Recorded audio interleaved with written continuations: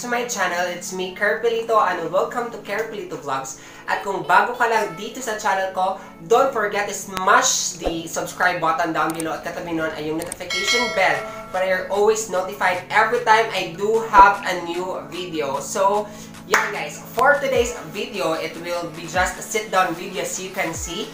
As you can see dito sa title ng video na to. Sit-down video lang siya kasi medyo matagal na akong di nag-sit-down video. I'm always uploading a vlog style na pag-video. Kaya ayan, sit-down video muna tayo. Didantan na ako, Beshi. Then, I will just try cosmetics right now. At kung nakikita nyo dito sa background ko, bago siya guys. It's because nandito pa ako sa D&J Aesthetic Wellness Launch. At shop po ito. At nag-offer sila ng embroidery, semi-lip tattoo, tapos eyelash extension, tapos yung lash lift. Then soon, magkakaroon din po sila ng facial, facial camera. Kaya yan, yung D&J, kinontak nila ako to do a vlog or to do a review for their cosmetics. May bago kasi silang cosmetics na nilabas. It's all lippies at soon magkakaroon sila ng full face makeup. Pero ngayon, yung available nila ngayon is just lipsticks only. Different kinds of lipsticks. So, let's jump into our video. So, ayan. Since it's all lipstick and I have three different type of, it's 4 different type of lipstick yung available nila. I had the color tints or the Dolly Tints, I had Dolly Tints, 3 shades yung available nila. Yung shades na available nila, it's all basic shades, yung mga normal or for everyday use na mga shades, na mga lipsticks. Tapos I have also the tinted lip balm, tapos yung usual na lipstick, meron din sila. Tapos lastly, yung color change lipstick.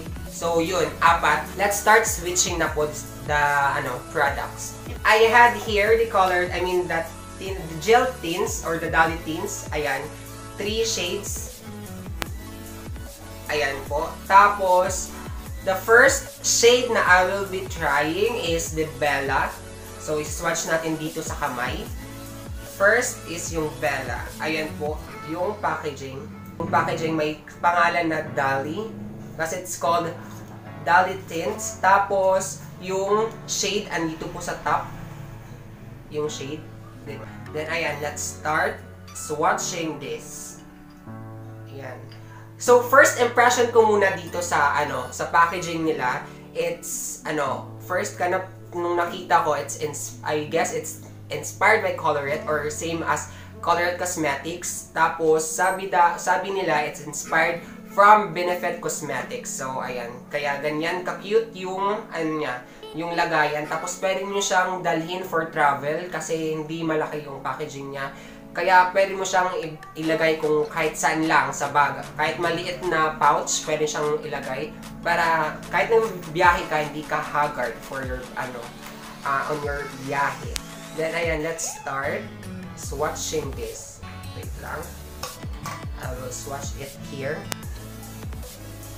Ayan, as you can see, reddish or masyadong red yung Bella na shade. Tapos, next is the Vera. Ayan po. Itatry ulit natin, color swatch ulit natin dito sa aking wrist. Ito naman po yung Vera. Ito yung Vera is medyo, bang kulay ito? Medyo reddish wine. Reddish wine siya guys. Tapos, last shade na meron sila, yung D&J, is the Dolly Tint na Mira ang shade. Ito naman po ang Mira na shade. Ayan. Yung Mira na yung Mira na shade is para siyang orangey kung nasa lips na siya. Medyo orangey siya. So, ayan po yung tatlong shade. Done with the gel tints. Next, itatry naman natin yung tinted lip balm nila guys. So, I will just wipe this off by using tissue. Then, let's start swatching the tinted lip balms. At ito naman po, yung tinted lip balm nila. Yung tinted lip balm, it's all white sa packaging. Ayan, super cute din po ng packaging nila. It's also good for traveling. Ayan, yan po yung packaging nila, guys. At sa shade naman is wala pa silang pangalan, pero may number lang muna sila. So, it's number 1. It is number 1, number 2, and number 3. So, pasensya kasi meron pa tayong tints kanina. Medyo matagal siya ma-erase yung tints kanina na una. Kaya ayan. Tapos, ito naman yung number 1. So, dito naman tayo sa baba. Number 1. Ayan po yung shade ng number 1. Ito po yung number 2. Ito yung number 2. So, ito naman ang number 3 na shade. So, ayan. As you can see, parang hindi siya, parang kung sa una mong impression, parang hindi siya lip balm. Kasi yung usual na lip balm kasi, it's just moisturize your lips, tapos nagbibigay siya ng shine effect sa yung lips. Since ito naman siya, meron ka ng moisturizer sa lips, tapos meron ka ng lipstick. So, 2-in-1 na siya. So, pwede mo na siyang, while you're using this product, it's moisturize your lips also. So, ayan, it's good. At saka yung product, lahat na lipstick nila, it's all vegan at all natural, guys. Tapos, good for all skin types, kaya don't you worry. Tapos, FDA approved na po siya. It's FDA approved, it's because kung ano po yung manufacturer nila, ay yun din po yung manufacturer ng isang cosmetics na local brand din. Kaya, ayan. As you can see right now, sa shade na to, nakita nyo pigmented, one swipe lang. One swipe lang at super, na po siya, super pigmented. But, ito, like, dito ka na sa tint, pwede mo siyang gamitin dito rin sa cheeks. Tapos, katulad din dito ngayon sa lip balm nila. So, ayan, makikita natin yung totoong kulay kung nasa cheeks na siya, kung isuswipe natin or ismudge natin yung product. So, first, yung number 1, let's smudge this. Ayan, super pigmented siya, guys.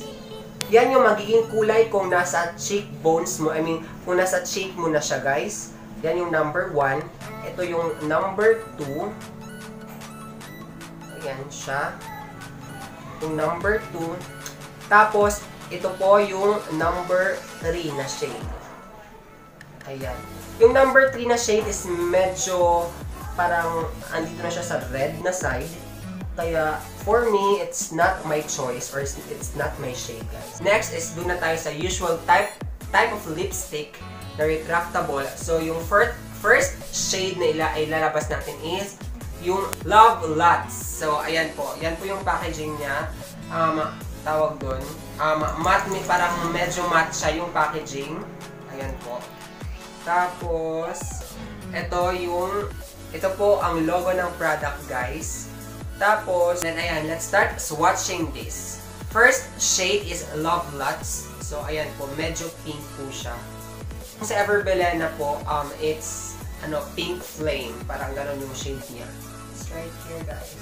Ayan. First swipe, super pigmented, guys. So, it's not creamy matte. Basta it's creamy, it's not matte, guys. So, hindi mo na kailangan mag-lip gloss. Next shade is Kinda Cute. Yung shade naman nito is, kung sa Everbelena, para siyang toasted brown. Or toasted New York, I guess. Ewan ko kung anong pangalan. So, next shade naman is Go Girl. Go Girl is medyo iba yung packaging niya. Square type siya. Tapos hindi matte yung yung lalagyan. Kung kanina matte yung packaging, ito naman is glossy siya, guys. Tapos square type ang packaging. Yan po yung Go Girl. At let's try swatching it here sa aking wrist. Ayan. Yan po yung tatlong shade ng lipstick nila. Yung isa is Love Lots, yung isa is Kinda Cute, at yung last shade nila, Go Girl. So ayan, I am done swatching the normal type of lipstick. So, let's swatch now. So, yung isang shade, yung isang lipstick is, ano lang siya, yung color change na lipstick. Ano siya, one shade lang po siya guys. At wala na siyang ibang shade. One shade lang. Tapos, ito.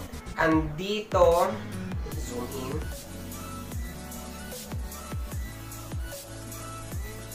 Andyan po ang logo. Yan. So, dito na tayo sa color change. So, sa color change is one shade lang siya. Andito yung logo. Binalik pa talaga guys. Nabuksan ko lang, binalik ko. So, ayan. Andito yung logo ng lipstick na to. Then, nakakat yung logo siya when you open it. Ayan. Tapos, it's all black. Tapos, tingnan nyo guys. Pati yung loob, black. Ayan guys. Don't worry kung black yung shade na nasa loob. Because like what I've said, it's color change. So, magic na. Parang magic lipstick siya, yung kalabasan. So, ayan. Let's start na sa pag-switch. Pag-swatch ng color niya. So, ito po yung kulay niya. Zoom in. Ito po yung kulay niya. First swipe. Ayan po. Yung kulay ng Nimer. Ito po yung kulay ng color switch. So, it's good for it's good for everyday use kasi hindi siya masyadong makulay yung lips. Parang it's give you just it will just give you color sa buhay mo para hindi masyadong kabog. Tapos it's good, this lipstick for me, for my thought, it's better na gamitin niyo siya sa inyong cheeks guys. Gamitin niyo siya as blush on. Tapos ang kagandahan nito when you're using, or if you will use this as your blush on, ang kagandahan nito kasi hindi siya katulad sa ibang blush on na ginagamit mo na hindi yung powder type. It's not like the other na na pag once na nilagay mo, kailangan mo i-blend agad kasi nagsiset siya. So ito hindi. Blendable siya guys. So kahit mag-stay siya ng ilang oras, hindi naman oras, ilang segundo, mabiblend mo siya guys. So ayan. Yan po yung last type of lipstick nila.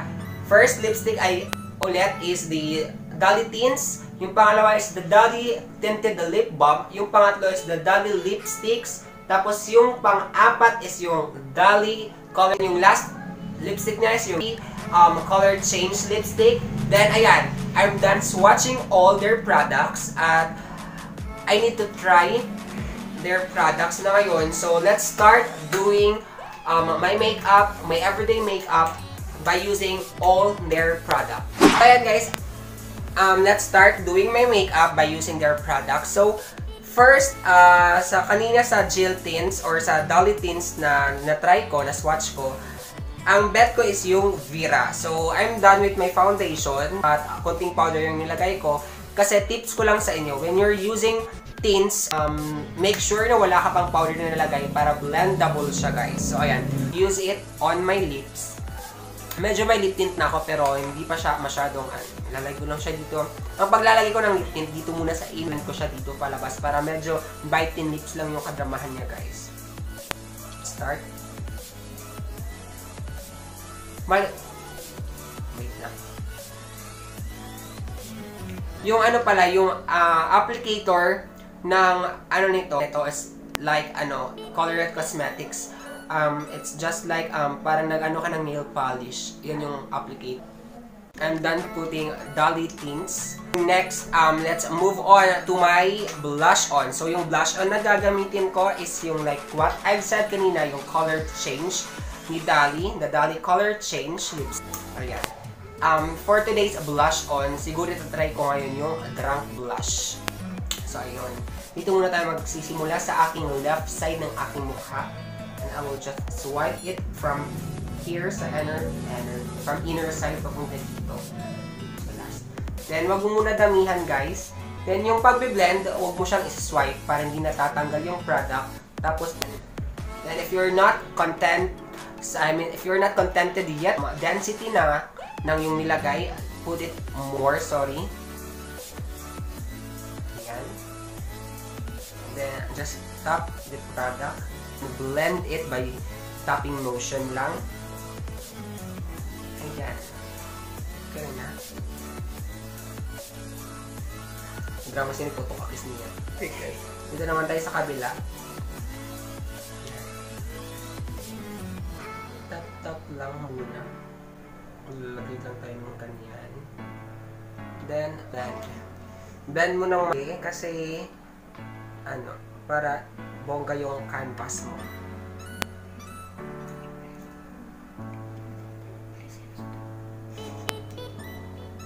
Then, I'm done with my blush on. Next is, let's move on to my eyeshadow. So, for my eyeshadow, I'll use the lip balm shade or the number 2. Ayan. Let's try it here sa aking mata.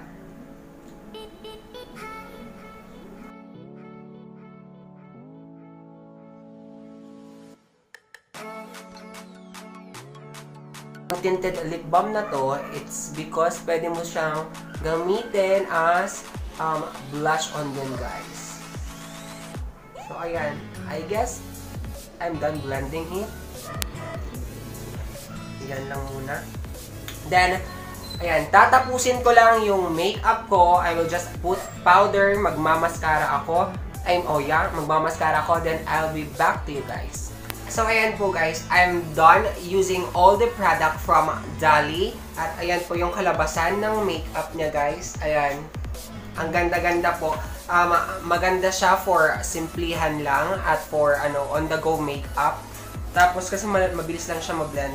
Tsaka ayan, andito na po lahat. Natumba siya, guys. So, ayan, andito na po lahat yung ginamit ko sa pagsaswatch kanina na na lipstick. Ayan po. Andito po lahat yung mga ginamit ko kanina. At ayan, lahat po ng product nila is maganda. From packaging papunta sa tawag doon, papunta sa product or the product mismo. Tapos, yung wait lang. Yung Dali Tints kanina, ang kagandahan niya, it's because, lahat to, lightweight siya, guys. Lightweight siya. Tapos, yung kagandahan nito is, may mga amoy sila na parang fruity flavor, yung mga amoy niya. Lalo na itong mga Dali Tints na to, yung mga, yung mga amoy nila is, parang kung siguro gutom ka or gusto mo ng candy, parang pwede mo siyang papakin, guys. Ganun siya. As in, matamis siya.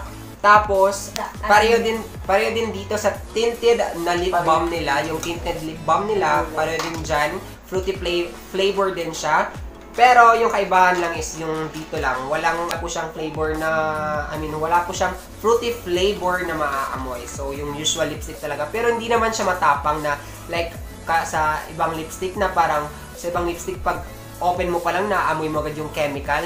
Hindi mo siya maamoy yung chemical. It's because, like what I've said, it's all vegan. Walang hayop na na-involved dito para magawa lang yung product na to. It's all vegan, all natural. Tapos, yun. Wala silang hayop na pinatay para makumpleto lang yung product na gusto nyo, guys. Tapos, ayan. Yung price ng Dali Tints, ito. Yung Dali Tints, yung price niya is 149 pesos. Sa halagang 149 pesos, meron ka ng pigmented na Dali Tints. Tapos, yung tinted lip balm naman nila, meron ka ng, sa tinted lip balm nila, it's all 149 pesos. You have 2-in-1. Meron ka ng moisturizer, meron ka na ding lipstick, meron ka pang blush on at eyeshadow, guys. So, maganda na to kahit siguro wala ka pang budget para sa sa lahat ng makeup. Ito na lang yung bilhin mo, guys. Ito yung bilhin mo para pwede mo siyang gawing lipstick, pwede gawing blush on at pwede mo siyang gawing eyeshadow. So, then sa changing color lipstick or sa Black Magic, guys, it's worth 129 pesos. Meron ka ng kabog na lipstick na sa iba, kung di sila marunong sa mga magic lipstick, hindi nila gagamitin, guys. Hindi nila gagamitin, lalo na sa mga kaklase mo or sa mga kaibigan mo na mahilig manghiram ng lipstick sa'yo. Hindi nila hiramin yun, guys. Huwag ka lang magsabing, wag mo lang sabihin na changing lipstick siya, guys. Para hindi talaga hiramin, hindi agad maubos. Ayun. Tapos, yung lipstick naman is worth 200 pesos ito lahat. So, lahat na shade bet ko, depende kung anong look yung gusto mong gawin. So, ayan po guys. So, yung Dali Cosmetics po guys is open for resellers and open po for distributors. So, kung gusto niyo maging part ng Dali Cosmetics, just PM their account. Their FB account is at dalicosmetics.ph, no space. At same as Instagram account or IG account, it's at dalicosmetics.ph din. Then, meron din po silang email address. Ang email address nila is dalicosmetics@yahoo.com dalicosmetics@yahoo.com.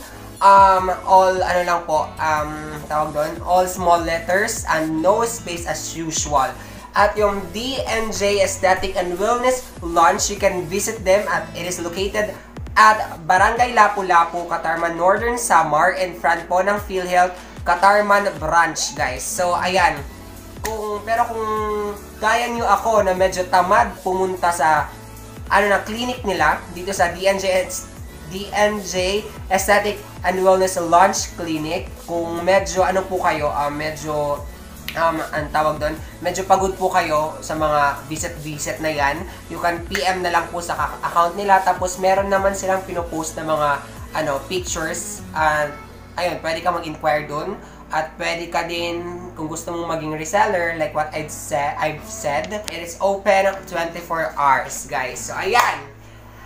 Then, dito na po magtatapos ang aking vlog. Again, thank you for Dali Jane Porton Bianes for inviting me here sa kanilang clinic and for choosing me as a part of their family. Ayan, thank you po.